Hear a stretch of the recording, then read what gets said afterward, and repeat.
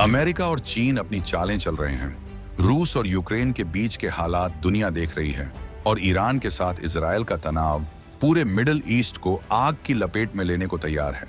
लेकिन इसी बीच यूरोप के एक शांत से दिखने वाले देश फिनलैंड ने कुछ ऐसा कर दिया है जिसने P5 यानी दुनिया के उन 5 सबसे ताकतवर देशों की रातों की नींद हराम कर दी है। क्या आपको लगता है कि 1945 में बना वो पुराना सिस्टम आज 2026 की हकीकत को संभाल सकता है? क्या आपको पता है कि क्यों एक छोटा सा देश फिनलैंड अचानक भारत के लिए पूरी दुनिया से भिड़ गया है? आज इस वीडियो में हम उस सच से सामना करेंगे जिसे सुनकर बीजिंग से लेकर वॉशिंगटन तक हड़कंप मच गया है।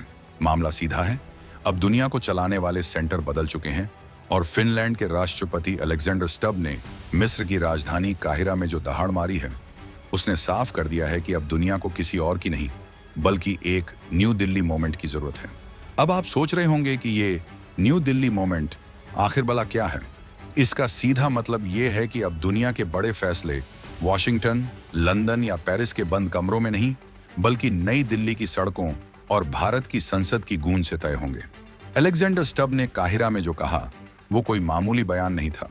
उन्होंने साफ शब्दों में कह दिया कि आज की दुनिया 70 से 80 साल पुराने उस जंग लगे सिस्टम से नहीं चल सकती जो दूसरे विश्व युद्ध के बाद बनाया गया था।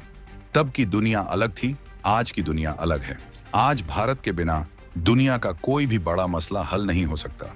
फिनलैंड ने P5 देशों के मुंह पर तमाचा मारते हुए कह दिया है कि अगर तुमने भारत को संयुक्त राष्ट्र सुरक्षा परिषद यानी UNSC में स्थायी जगह नहीं दी तो ये संस्था खुद ही खत्म हो जाएगी। ये सस्पेंस अब पूरी दुनिया में फैल गया है कि क्या वाकई अब वो वक्त आ गया है जब भारत को उसका असली हक मिलेगा या फिर ये ताकतवर देश अपनी कुर्सी बचाने के लिए कोई नया खेल खेलेंगे। बात को थोड़ा और गहराई से समझते हैं क्योंकि यहाँ मामला सिर्फ एक सीट का नहीं बल्कि पूरी दुनिया की ताकत के बैलेंस का है।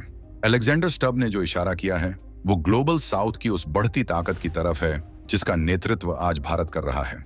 ग्लोबल साउथ यानी वो देश जो सालों से सिर्फ तमाशबीन बने हुए थे, लेकिन आज 2026 में उनकी अर्थव्यवस्था और उनकी आबादी दुनिया का भविष्य तय कर रही है। स्टब ने काहिरा के उस कार्यक्रम में साफ कहा कि भारत, ब्राजील और दक्षिण अफ्रीका जैसे देशों को अब आप नजरअंदाज नहीं कर सकते। इन देशों के पास आज वो आर्थिक ताकत है जो यूरोप के कई बड़े देशों के पास भी नहीं है। उन्होंने तो यहां तक कह दिया कि UNSC के मौजूदा 5 स्थायी सदस्यों की संख्या को बढ़ाकर करीब 2 गुना कर देना चाहिए। ये सुनकर उन 5 देशों को मिर्ची लगना तो तय था क्योंकि कौन अपनी ताकत को बांटना चाहता है। लेकिन यहाँ एक पेंच है। अलेक्जेंडर स्टब कोई साधारण नेता नहीं है। वो एक ऐसे देश के राष्ट्रपति हैं जो अब नाटो का हिस्सा है और रूस की नाक के नीचे बैठा है। उनका भारत के पक्ष में इतना आक्रामक होना ये दिखाता है कि अब यूरोप के अंदर भी 2 फाड़ हो चुके हैं। एक तरफ वो देश हैं जो पुराने ढर्रे पर चलना चाहते हैं और दूसरी तरफ फिनलैंड जैसे देश हैं जो ये समझ चुके हैं कि अगर दुनिया में शांति चाहिए तो भारत जैसे जिम्मेदार और स्थिर लोकतांत्रिक देश को सबसे आगे लाना ही होगा। 2026 के आंकड़े उठाकर देख लीजिए, भारत की GDP ग्रोथ रेट दुनिया में सबसे तेज है। हमारे पास वो नौजवान फौज है जो तकनीक और इनोवेशन में दुनिया को पीछे छोड़ रही है। ऐसे में अलेक्जेंडर स्टब का ये कहना कि दुनिया को न्यू दिल्ली मोमेंट की जरूरत है दरअसल एक चेतावनी है उन देशों के लिए जो खुद को दुनिया का ठेकेदार समझते हैं।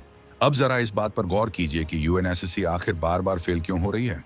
चाहे यूक्रेन का संकट हो या मिडिल ईस्ट में मची अफरा तफरी, ये 5 देश मिलकर एक भी ठोस फैसला नहीं ले पा रहे। क्यों?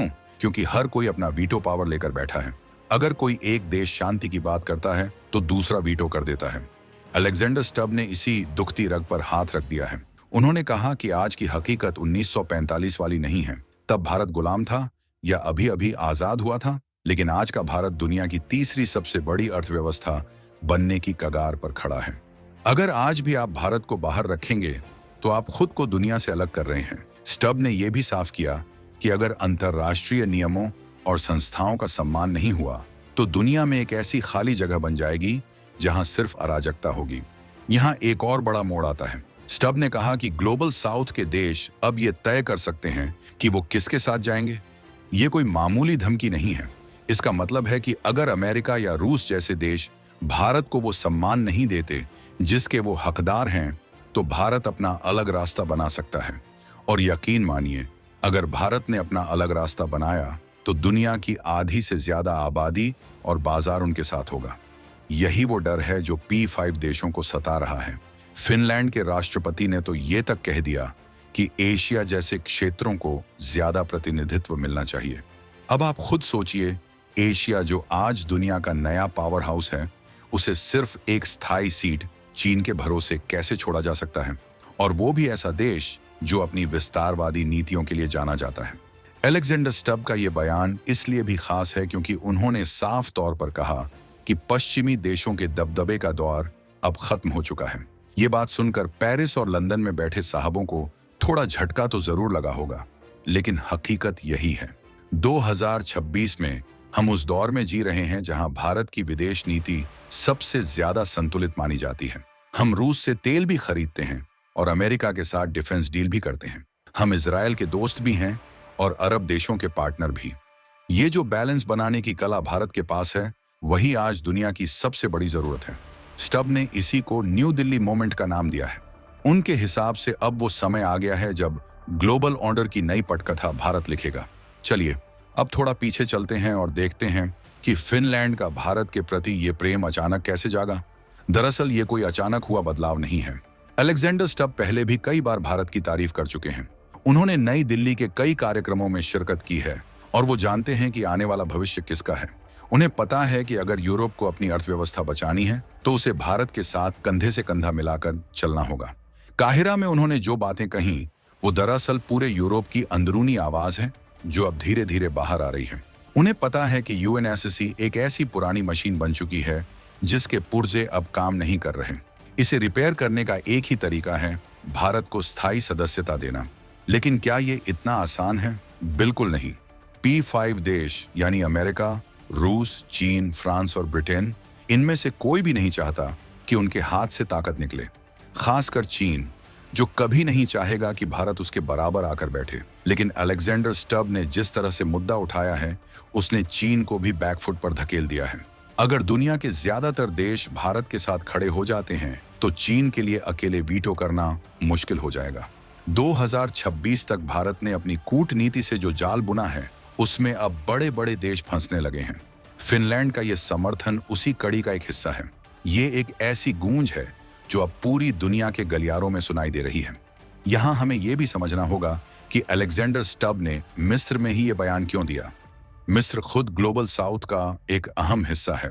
काहिरा में बैठकर उन्होंने ये संदेश दिया कि दुनिया के उभरते हुए देश अब एक साथ हैं। उन्होंने साफ कहा कि चाहे वो आर्थिक ताकत हो या राजनीतिक प्रभाव, आज इन देशों का बोलबाला है। उन्होंने चेतावनी दी कि अगर यूएनएससी ने खुद को नहीं बदला तो ये संस्था इतिहास के पन्नों में दबकर रह जाएगी। ये एक बहुत बड़ा राज है जिसे स्टब ने दुनिया के सामने खोल दिया है कि अब पुरानी संस्थाओं की एक्सपायरी डेट आ चुकी है। अब बात करते हैं उस मिर्ची की जो P5 देशों को लगी है। जब स्टब ने कहा कि स्थायी सदस्यों की संख्या दोगुनी होनी चाहिए, तो इसका मतलब था कि अब वो अपनी मनमानी नहीं कर पाएंगे। अभी क्या होता है, ये पांचों देश मिलकर दुनिया का भाग्य तय करते हैं।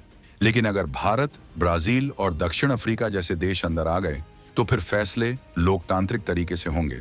फिर किसी एक देश की दादागिरी नहीं चलेगी। अलेक्जेंडर स्टब ने इसी बात पर जोर दिया कि समावेशी होना अब चॉइस नहीं बल्कि मजबूरी है। अगर आप समावेशी नहीं होंगे तो आप अप्रासंगिक हो जाएंगे। 2026 का ये दौर वाकई बहुत दिलचस्प है।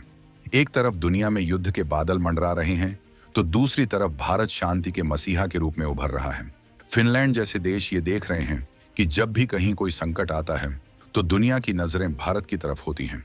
चाहे वो कोरोना के समय वैक्सीन पहुंचाना हो या फिर आज के समय में सप्लाई चेन को संभालना, भारत ने हमेशा जिम्मेदारी निभाई है। अलेक्जेंडर स्टब ने इसी जिम्मेदारी को पहचाना है और इसीलिए उन्होंने भारत को वीटो पावर देने की वकालत की है। उन्होंने कहा कि आज के संघर्षों को रोकने में यूएनएससी बार बार फेल हो रही है क्योंकि इसकी संरचना ही गलत है।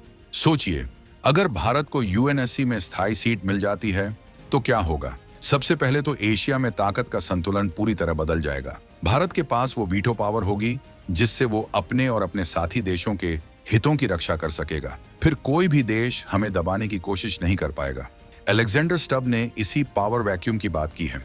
उन्होंने कहा कि अगर आज सही देशों को जिम्मेदारी नहीं दी गई तो ताकतवर देश अपनी मर्जी चलाएंगे और दुनिया में जंगल राज आ जाएगा। भारत वो देश है जो नियमों का पालन करता है और दूसरों से भी यही उम्मीद रखता है। अलेक्जेंडर स्टब ने यह भी कहा कि आज का समय ऐसा है जब ग्लोबल साउथ के देश तय कर सकते हैं कि वे अपना अलग रास्ता बनाएंगे। ये इशारा सीधा सीधा ब्रिक्स जैसे संगठनों की तरफ है जो आज G7 को टक्कर दे रहे हैं। अगर यूएनएससी ने भारत को जगह नहीं दी तो भारत ब्रिक्स और अन्य मंचों को इतना मजबूत कर देगा कि यूएन की जरूरत ही नहीं रहेगी। स्टब ने यही राज खोल दिया है कि अब समय भारत का है, आप चाहे माने या ना माने। उन्होंने बहुत ही ओजस्वी तरीके से कहा कि नई विश्व व्यवस्था बन रही है और इसका केंद्र नई दिल्ली है। अलेक्जेंडर स्टब का यह बयान सिर्फ एक बयान नहीं बल्कि एक क्रांति की शुरुआत है। ये उस बदलाव का शंखनाद है जो 2026 में पूरी दुनिया देख रही है। फिनलैंड जैसा देश जो अपनी निष्पक्षता के लिए जाना जाता था, आज अगर खुलकर भारत के लिए बैटिंग कर रहा है तो समझ लीजिए कि पर्दे के पीछे बहुत कुछ बदल चुका है। तो आपको क्या लगता है, क्या भारत को 2026 के अंत तक यूएनएससी में स्थायी सीट मिल जाएगी या फिर ये देश वीटो के नाम पर फिर से कोई खेल करेंगे? अपनी राय कमेंट सेक्शन में जरूर बताएं।